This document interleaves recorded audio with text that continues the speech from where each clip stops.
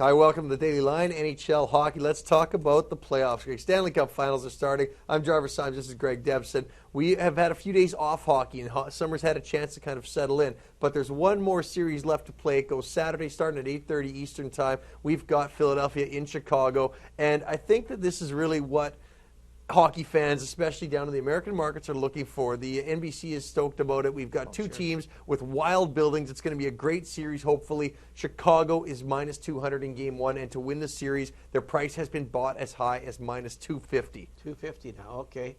Interesting. Last time the Blackhawks won the Cup, there was Stan Mikita and Bobby Hull, and Glenn Hall was the goalie. I think that's back 1961. One of these teams is going to end a long streak without winning the Cup. So it's going to be hopefully 75. 75, exactly. So it's going to be a good series. I think you've got a lot of skill with Chicago, and they've proven that. They've just, I mean, by sweeping the San Jose Sharks, you're seeing what kind of skill level. You've got Jonathan Toews against Mike Richards. This is really what hockey is going to for these two cities, and they could build it up. Yes, it is a 7 seed facing off against a number 2 seed. You can almost throw a bit of that out the window. Obviously, with Chicago's talent level, the way they've come this far, that is why they're favored. But what does Philadelphia bring to the table? They've got a defense that has caused major problems, and they've got a goaltender who's kind of just injected himself back into the lineup by way of an injury to Boucher, who's standing on his head. It's going to be a different challenge, I think, for Michael Leighton facing against the Jonathan Toews, Patrick Kane, Sharp.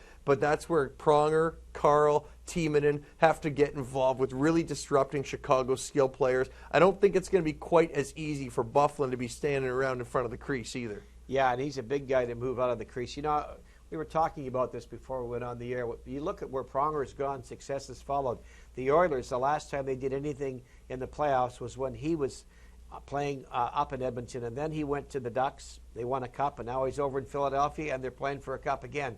So, you know, he's a force to contend with. There's 4 defensemen in Philadelphia that know how to take care of business, and I actually, we'll do that on One for the Road. There's a play I like in the opening game. Yeah, I think it's going to really be interesting to see how Game 1 goes. I don't have a play in the original game. It's just you're looking at these guys.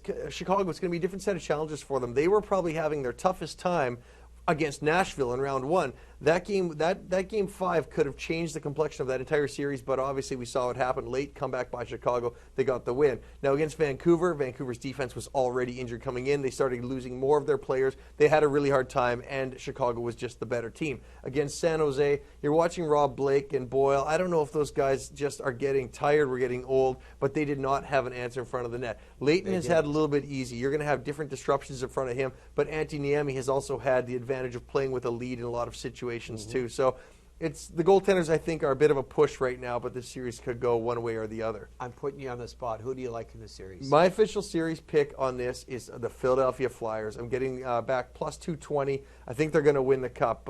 You look at the series prices. Chicago is laying 250. That proves they are the better team. Yes, it's easy to look at Chicago.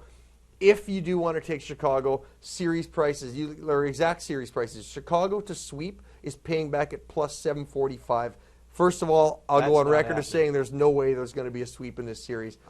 Exact series price, Chicago at 4 games to 1 is paying plus 325. At 4 games to 2 is paying 4 to 1 odds. And if it goes to 7, you're getting back 345.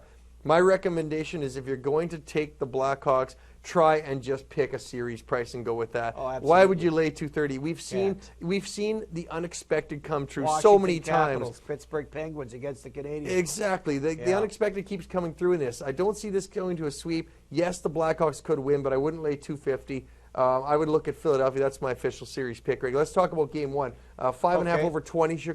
Chicago minus 200. Greg, it's time to have One for the Road. One for the Road brought to you by? Brought to you by sportsbetting.com. Greg's got some information on the total here. Yeah, you want to take the home team here when the total is 5.5.